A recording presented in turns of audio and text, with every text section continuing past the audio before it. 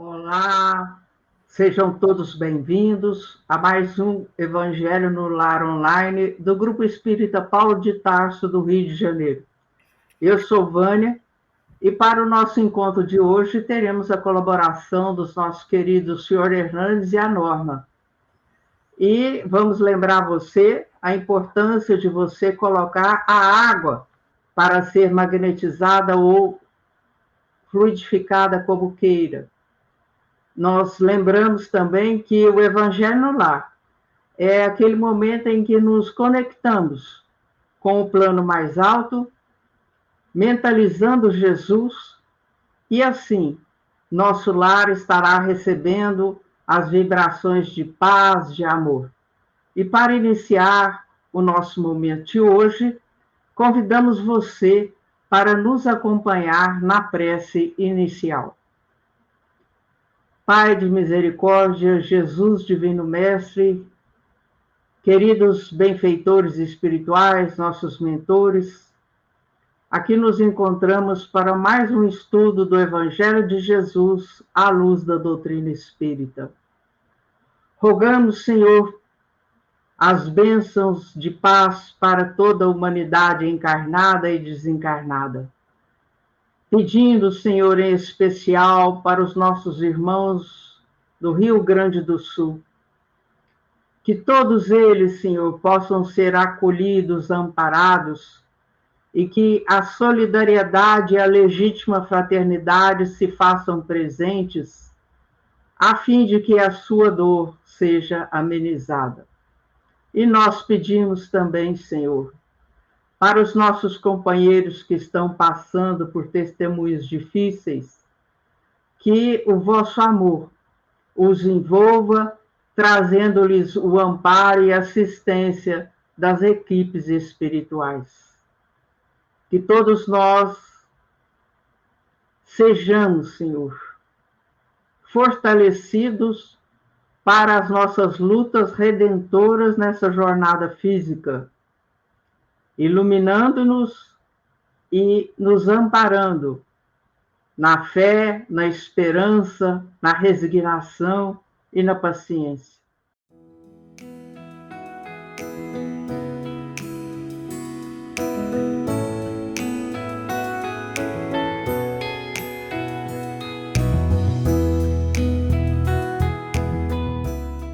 Olá, queridos irmãos, que sejam de paz os nossos pensamentos e os nossos sentimentos. Vamos dar início, então, ao estudo do Evangelho de hoje, capítulo 7 do Evangelho segundo o Espiritismo, Bem-aventurados os pobres de espíritos. Nós estamos nas instruções dos espíritos, subtítulo: o orgulho e a humildade. Nós vamos iniciar essa mensagem, que é muito longa, trazida pelo espírito Lacordaire Constantina, em 1863. Então, ela inicia assim, esse item 11. Que a paz do Senhor seja convosco, meus caros amigos. Venho até vós para vos encorajar a seguir o bom caminho. Aos pobres de espíritos que antigamente habitavam a terra, Deus dá a missão de vir vos esclarecer. Bendito seja pela graça que nos concede em poder ajudar o vosso adiantamento. Que o Espírito Santo me ilumine e me ajude a tornar minha palavra compreensível e que me conceda pô-la ao alcance de todos. Todos vós, encarnados, que estáis na dificuldade e procurais a luz, que a vontade de Deus me ajude para fazê-la brilhar aos vossos olhos. A humildade é uma virtude bem esquecida entre vós. Os grandes exemplos que vos foram dados são bem pouco seguidos. E, todavia, sem a humildade, podeis ser caridosos para com o vosso próximo? Oh, não, porque esse sentimento nivela os homens. Diz-lhes que são irmãos que devem se entreajudarem e os conduz ao bem. Sem a humildade, vos adornais de virtudes que não tendes, como se trouxesseis um vestuário para esconder as deformidades de vosso corpo. Recordai aquele que nos salva, recordai sua humildade, de que o fez tão grande e o colocou acima de todos os profetas. Então, vamos dar uma pausa aqui nessa mensagem do Espírito Lacordaire, né, para as nossas considerações. Ela inicia a comunicação agradecendo ao Pai, não é, meus irmãos, por ter lhe concedido a oportunidade de nos encorajar a seguir pelo bom caminho. Ou seja, ela vem orientar aqueles que estão na dificuldade e procuram a luz para dissipar as trevas. Este bom caminho, ou caminho do meio, o mais curto, a nos levar à evolução em direção ao Pai. Esse é aquele caminho que o Evangelho de Jesus nos orienta. Assim, a espiritualidade nos leva à reflexão acerca da humildade. Essa virtude, sendo sincera, é o melhor agente de nossa reforma íntima. É a fonte de todas as virtudes, de todo o progresso e de toda elevação moral e intelectual. É um ato de submissão a Deus. É a chave da nossa libertação. Etimologicamente, humildade provém de humus, rente com a terra. Muitos interpretam o vocábulo como sinônimo de baixeza, servilismo, falta de brio, ausência de dignidade pessoal, né? E assim por diante. Ora, é claro que Jesus jamais desejaria que um cristão se tornasse sem dignidade e fosse capaz de rebaixar a condição humana, tornando-se servil.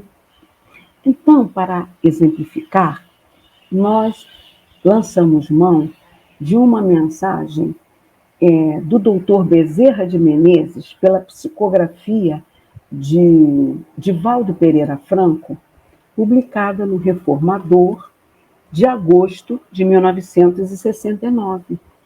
Diz Dr. Bezerra: a humildade é feita de amor, respeito, tolerância, indulgência, paciência, cordura, que é a qualidade de quem é cordato, é imune a insultos e ofensas, pois estes sempre permanecem presos à sua origem. Então, meus irmãos, vamos dar uma pausa e refletir, não é? Quando reagimos a uma ofensa, nós entramos na mesma vibração do ofensor. Então, é aquele exemplo que nós estamos com uma roupagem de que somos humildes, mas ainda não conquistamos essa virtude, né? Precisamos ainda de esforço para trabalhar em nós.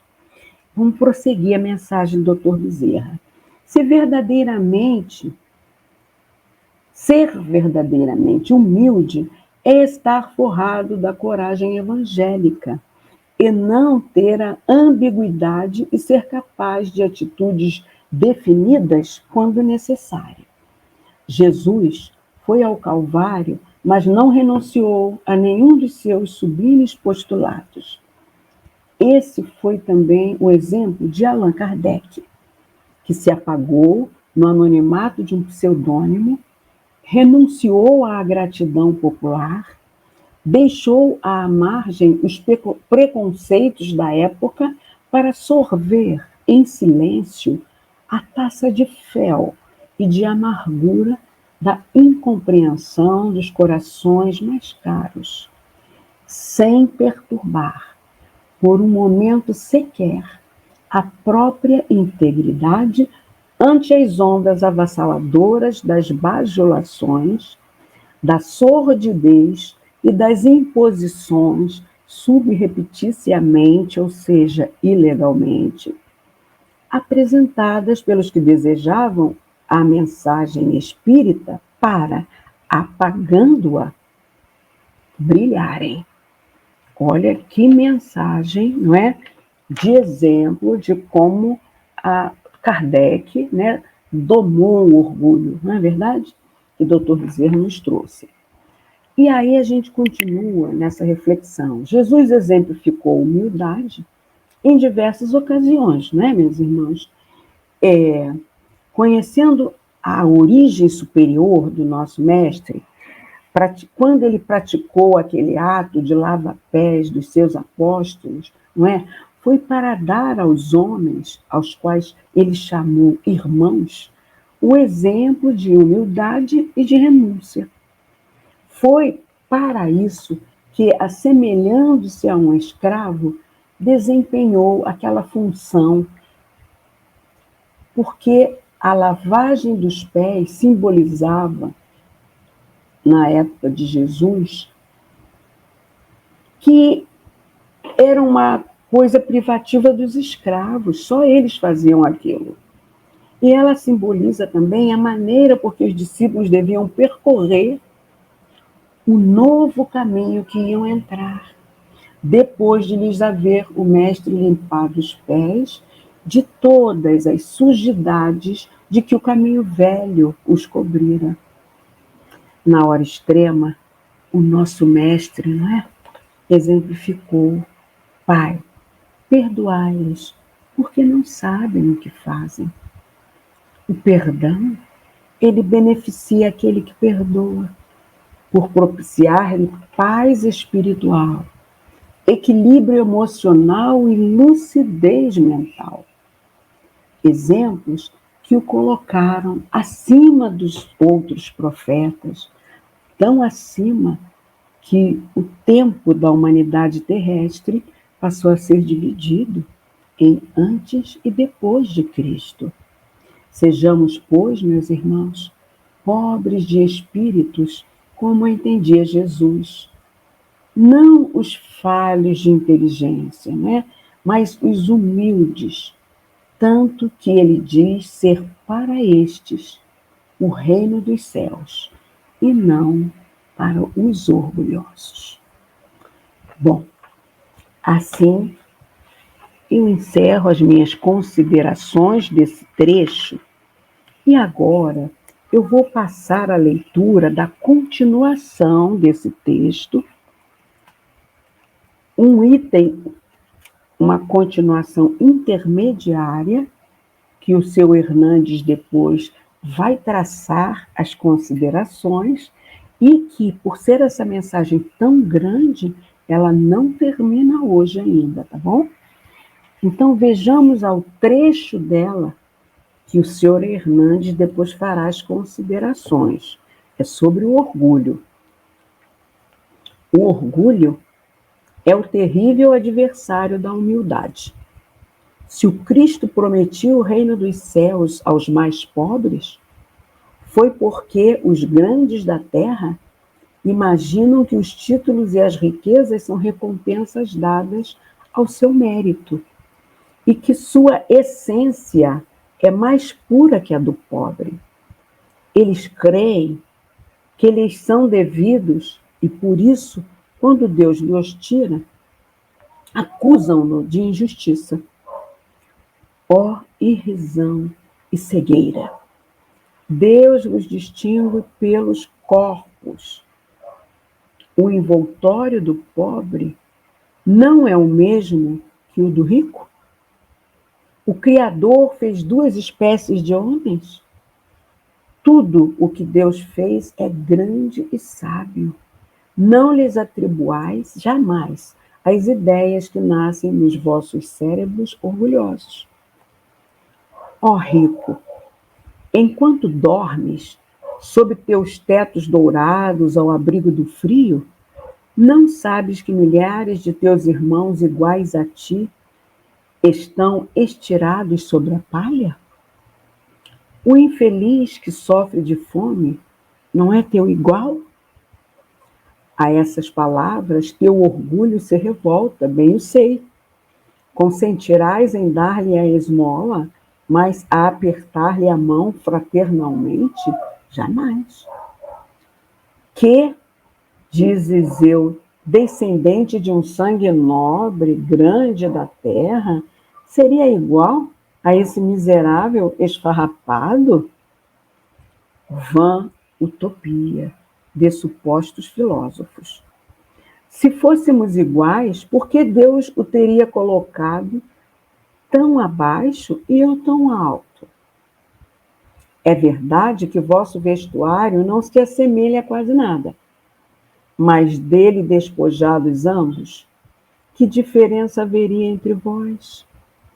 A nobreza do sangue, dirás, mas a química não encontrou diferença entre o sangue do nobre e o do plebeu, entre o do senhor e o do escravo.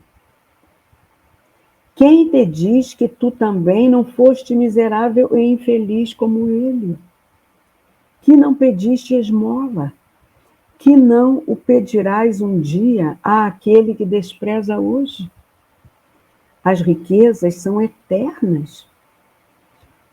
Elas não se acabam com esse corpo envoltório perecível do teu espírito? Ó, volta-te humildemente sobre ti mesmo. Lança, enfim, os olhos sobre a realidade das coisas desse mundo, sobre o que faz a grandeza e a inferioridade do outro. Lembra que a morte não te poupará mais que a um outro, que os títulos não te preservarão dela, que ela pode te atingir amanhã, hoje, numa hora. E se tu te escondes no teu orgulho, ó, eu te lastimo, porque serás digno de piedade. Orgulhosos, que éreis antes de serdes nobres e poderosos? Talvez estivesses mais baixo que o último de vossos criados. Curvai, pois, vossas frontes altivas, que Deus pode rebaixar no momento em que mais alto as elevardes. Todos os homens são iguais na balança divina, e só as virtudes os distinguem aos olhos de Deus. Todos são de uma mesma essência, e todos os corpos são modelados com igual massa. Vossos títulos e vossos nomes não os mudam em nada, ficam no túmulo, e não são eles que dão a felicidade prometida aos eleitos.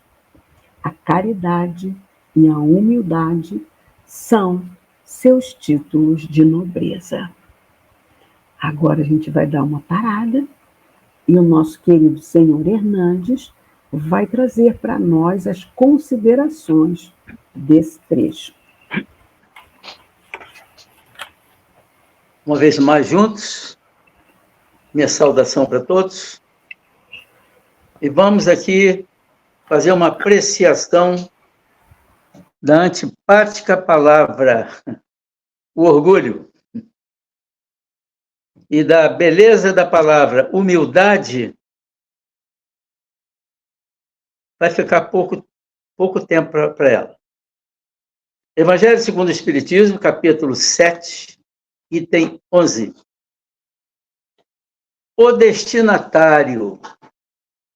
A quem nós nos referimos aqui quanto ao orgulho?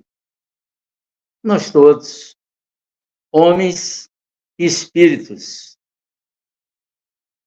Aos sofredores, buscadores da luz, com o objetivo ao esforço de fazê-la cintilar, iluminar aos nossos olhos.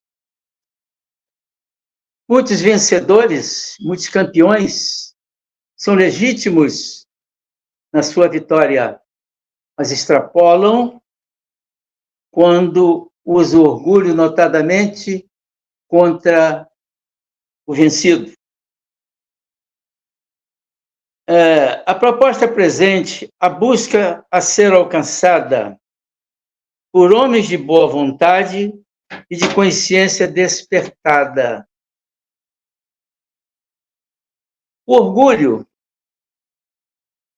vive de mãos dadas com o chamado amor próprio. O amor próprio é terrível. É vaidade, orgulho, arrogância, a cegueira espiritual, o poder pelo poder, ser destaque o melhor de modo pouco legítimo, gerador de vaidade, altivez, dignidade pessoal em destaque demasiado. O vencedor tem que estar orgulhoso, tem que estar feliz da vida, tem que estar alegre. Há um orgulho que se chama o orgulho pela pátria, orgulho ao cantar o hino nacional, mas essa palavra é perigosa de se usar, é melhor ver sinônimo, hein? O amor próprio é o destaque demasiado quando se julga o melhor, o absoluto. O elevado sentimento de orgulho pode gerar distúrbios, descontrole, distanciamento pessoal com nossos amigos e mesmo familiares, entre o sujeito em tela e os demais. O que pode gerar marcas doentias em relacionamentos. No auge do orgulho, na altivez, uma doença grave isso. Uma doença comportamental do seu gerador, o que lhe custa distanciamento, críticas pesadas e abandono de amigos. O orgulho, isso tem cura? Tem. Vamos tomar consciência dele? Vamos ouvir as críticas, muitas vezes severas, de adversidade, abandono de amizade, isolamento, até a ingestão do chá do Simancol. Uma coisa meio vulgar que eu estou falando. A gente tem que perceber quando as pessoas nos olham meio enviesado numa conversa, com as críticas que nos fazem, quando a gente é dono da palavra, num grupo, tem que pensar nisso até chegar às ações internas. Precisa ter uma tomada de consciência em seus melhores relacionamentos, despertar da sua realidade de autoapreciação e vergonha de si mesmo quando se sentir criticado com razão pelo orgulho, pela vaidade. A gente vai chegar, então, ao stop. Reavaliação e críticas sinceras de si mesmo. E a gente consegue isso? Consegue. O que pode acontecer?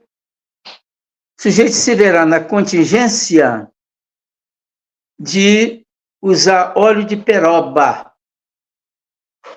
na cara de pau, como vulgarmente se fala. Então, o orgulhoso, ele é um destaque negativo. É preciso estar atento a isso. Uma passagem pela humildade. Vamos dar uma passaginha por lá. Uma virtude oposta ao orgulho e que nos dá um sentimento, às vezes, de fraqueza indevida, mas de modéstia e submissão, uma submissão consciente uma submissão que a gente deliberadamente dá razão a outrem, dá prioridade a outrem, isso é uma humildade, uma modéstia bem interessante. Não é ser medroso de agir, não.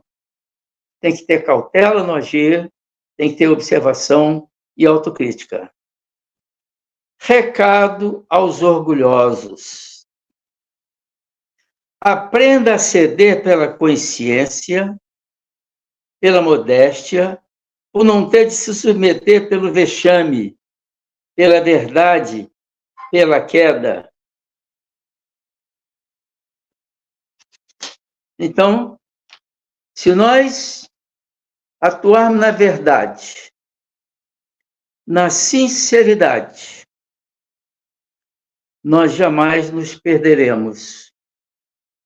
Como disse lá, conheça a verdade e se libertará. Filósofo importante fez esta colocação e vamos buscá-la. A humildade é o valor mais difícil de ser alcançado.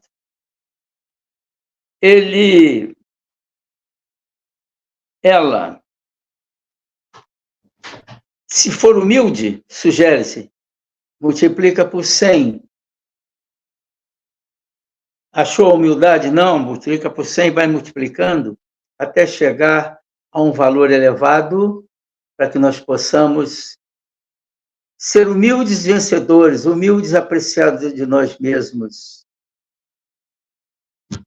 Exemplo de humildade aí. Chico Xavier, Irmã Dulce, Teresa de Calcutá, entre muitos outros. Aqui, paramos, passando a palavra para a Norma, já que a... Ok, senhor Hernandes.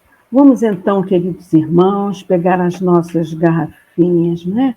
Nossos recipientes de água para a fluidificação, lembrando que, se tivermos necessidade de fazer a magnetização da água para uma pessoa em especial, de nossa família que estiver enferma, né? De nosso conhecimento que estiver enfermo, temos que colocar o nomezinho da pessoa no recipiente que vamos fluidificar especificamente para ela, porque é um remédio. E remédio para enfermidades específicas tem que ser individuais, né, meus irmãos? É a fé raciocinada prevalecendo. Então, agora, vamos fechando os nossos olhos para a magnetização da água. Graças a Deus, permita, Senhor Jesus, médico dos médicos, que neste momento sejam trazidos dos laboratórios espirituais os fluidos balsâmicos, medicamentosos, dos espíritos de luz que em seu nome aqui estão nos auxiliando, que esses fluidos possam ser imersos nesta água, unidos aos nossos humildes fluidos, mas jorrados de coração, para que a água seja transformada num remédio para os corpos físicos e espirituais das pessoas que dela fizerem uso.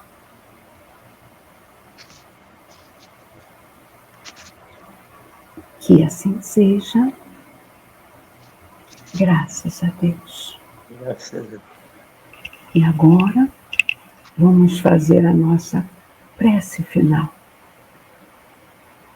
elevando os nossos pensamentos a Jesus, a esse ser misericordioso que habitou entre nós, sacrificando a própria vida para nos acender o farol do caminho do meio, que Ele possa estar conosco, com a sua misericórdia, atendendo a todos os irmãos aflitos que vagueiam pela terra, sejam pelas hecatombes climáticas, como está passando o povo gaúcho aqui no Brasil, seja pelas hecatombes morais das guerras, desenvolvidas em vários pontos do planeta.